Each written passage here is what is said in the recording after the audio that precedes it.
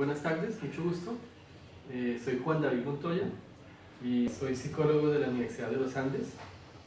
Y pues tengo una propuesta de diplomado de enseñanza. Es lo que se conoce como el enneagrama. El enneagrama es una tipología de la personalidad que nos enseña muchas cosas de autoconocimiento. Entonces viene del ambiente sufi.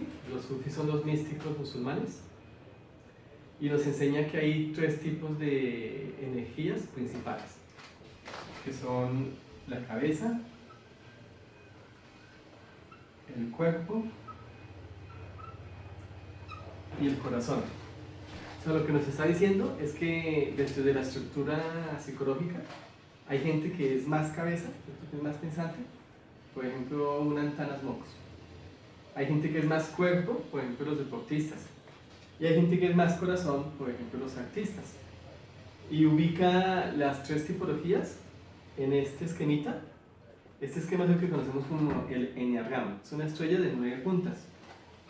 Cada puntica está numerada con un número del 1 al 9. Así como vemos. Y se supone que de cada tipología o de cada energía de cabeza, corazón y cuerpo, hay 3 números de estos que pertenecen a esa tipología. Entonces, por ejemplo, los números 2, 3 y 4 son gente del corazón.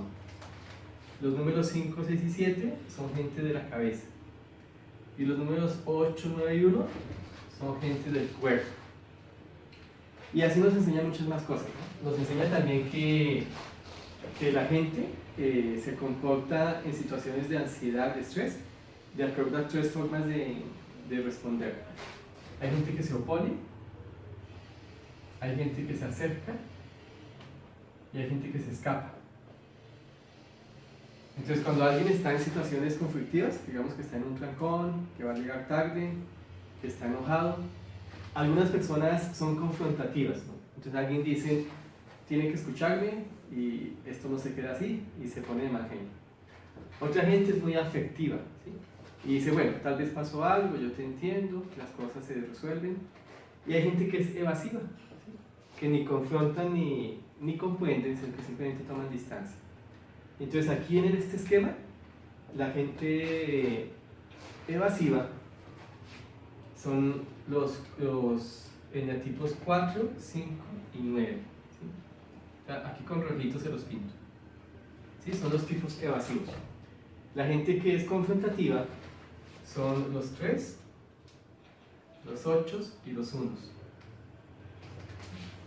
Y la gente que se acerca, que es afectiva, son los 2, los 6 y los 7. Bueno, y así hay otras tipologías, ¿no? Entonces, mira, ¿qué es el enneagrama? El enneagrama es una tipología, así se conoce en psicología, ¿sí? De la personalidad. Entonces, de lo que se trata es que uno identifique uno qué eneatipo es. Si uno es un 1, uno es un 2, un 3, un 4, hasta el 9. Y dependiendo del eneatipo que uno sea, uno va a comportarse distinto. Entonces, supongamos, si yo fuese un 5, ¿sí? Se supone que yo soy cabeza, ¿cierto? Que el 5 es cabeza, que se escapa. O sea, que yo en situaciones conflictivas me evado y que yo prefiero circunstancias de entendimiento cognitivo y más que de afecto, ¿cierto? De vínculos. Si yo fuera un 2, entonces soy un cabeza, un corazón que se acerca, ¿cierto? Bueno. Y hay muchas más clasificaciones psicológicas que enseña el enneagrama. Muchas. Hay unos autores que les recomiendo si quieren investigar. Pues, uno se llama Richard Rizzo. El más famoso se llama Claudio Naranjo. Y bueno, de los que yo más recomiendo es un maestro sufi que se llama Ali Ahmed, que se conoce como Almas. Almas es como el apellido, Almas. Y así hay muchos más. Entonces, ¿cuál es la invitación? La invitación es a que nos acompañen aquí en OICSI para que veamos durante varias semanas, más o menos 80 horas, ¿sí? Más o menos 15 sábados, que veamos toda la tipología del enneagrama. El enneagrama es una estrategia de autoconocimiento. Entonces, ¿qué conseguirías después de que veas esta tipología? Conocerte un poco más a ti y un poco más a los que están contigo, a tu familia, a la gente con la que trabajas, y que tú puedas ubicar exactamente por qué la gente se comporta como se comporta. O sea, por qué sienten distinto, piensan distinto, actúan distinto, porque depende del eneatipo que tengan, entonces su comportamiento es distinto.